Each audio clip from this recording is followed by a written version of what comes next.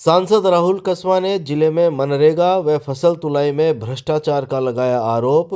कहा, भजनलाल सरकार में किसानों को टॉर्चर करने का काम हुआ। चूरू लोकसभा सांसद राहुल कसवा ने शुक्रवार को मनरेगा और फसल तुलाई में भ्रष्टाचार का आरोप लगाते हुए कहा कि भजनलाल सरकार में किसानों को टॉर्चर करने का काम हुआ है। शाम 6 बजे करीब पत्रकारों द्वारा पूछे गए सवाल का जवाब देते हुए एमपी राहुल कसवा ने बताया कि जिले में 150 करोड़ रुपए की राशि जो लेबर कॉस्ट पर खर्च होनी थी, उसमें से 44 करोड़ रुपए केवल तारानगर में ही खर्च कर दिया गया। उसमें भी तारानगर के एक सरपंच को 15 करोड़ रुपए का खर्चा दिया गया। उन्होंने कहा कि इस मामले में भ्रष्टाचार की बू आती है। उन्होंने कहा कि सरकारी अधिकारियों पर दबाव डालकर अपने चुनिंदा लोगों को लाभ पहुंचाने के लिए कुछ ऐसे लोग जिन्हें जनता ने ठुकरा दिया है, जनता को गुमराह करने का काम कर रहे हैं। उन्होंने आरोप लगाते हुए कहा कि जिले में किसानों के साथ रिश्वत का खेल खेला जा रहा है। फसल तुलाई के लिए ठेकेदारों के द्वारा 15,000 रुपये लिए जा रहे हैं। एमपी ने कहा कि भजनलाल सरकार में किसानं को टॉर्चर करने का काम हुआ है। नरेगा में लगा, जहाँ पे जो 1,500 करोड़ रुपए के लगभग की राशि जो लेबर कॉस्ट के ऊपर खर्च होनी थी, उसका अकेला हिस्सा 44 करोड़ रुपए तारानगर में खर्च किया गया। और उस तारानगर में से भी एक अकेले सरपंच को 15 करोड़ रुपए के लगभग का खर्चा दिया गया, जिससे भ्रष्टाचार की सरासर बू आती है। और मैंने वीडियो महोदय को भी और सीओ मैडम को भी कहा कि किस हद से आपने दी थी, उसकी पूरी जांच करके इसकी रिपोर्ट दी जाए, अन्यथा इस मुद्दे को हम दिल्ली भी लोकसभा में उठाएंगे। इतना बड़ा पैसा आता है, 300-350 करोड़ रुपए का पैसा नरेगा के अंदर हमारी लोकसभा क्षेत्र में आता है, चूरू के अंदर आता है। और हम चाहते हैं कि वो बराबर के हिस्से में हर पंचायत तक पहुंचे, किसी के साथ में अन्याय ना हो, हर गांव में बराबर विकास हो। पर कुछ लोगों ने राजनीति के सरकार में बैठे हुए कुछ लोग, जिनको जनता का साथ तो नहीं मिला, पर वो जनता को भ्रमित करने के लिए सरकार के अधिकारियों के ऊपर दबाव डाल के अपने चुनिंदा लोगों का फायदा करना चाहते हैं। इसके ऊपर बिल्कुल भी सहन नहीं करेंगे। इसका पूरी जांच करवाई जाएगी और ऐसा भ्रष्टाचार जो चल रहा है उसको कंप्लीट रोका जाएगा।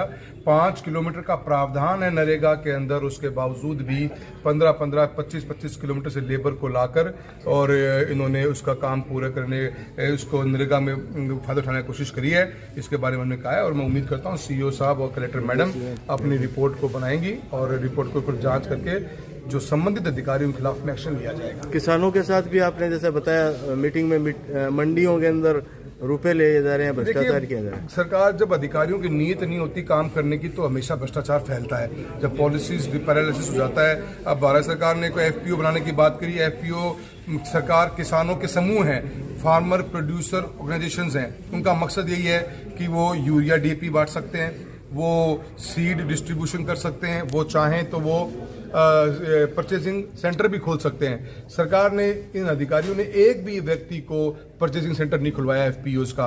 एफपीओ 300 किसानों का समूह बनता है। आपने ठेकेदारों को काम दे दिया, 15-15 हज़ार रुपये कमीशन खाया इनके ठेकेदारों ने किसानों से मूंगफली की तुलाई के अंदर, और बेचारे किसान 4-4 दिन लाइन में खड़े रहे। कौन रोकेगा इसको?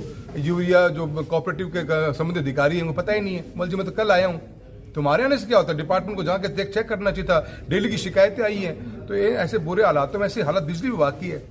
वीसीआर के नाम पे लूट मचा रखी है, 3-3, 4-4 लाख किसान को मारने का काम किया जा रहा है। ये भजनलाल जी की सरकार के अंदर किसान को इतना टॉर्चर किया जा रहा है, इसका सख्त से हम विरोध करेंगे।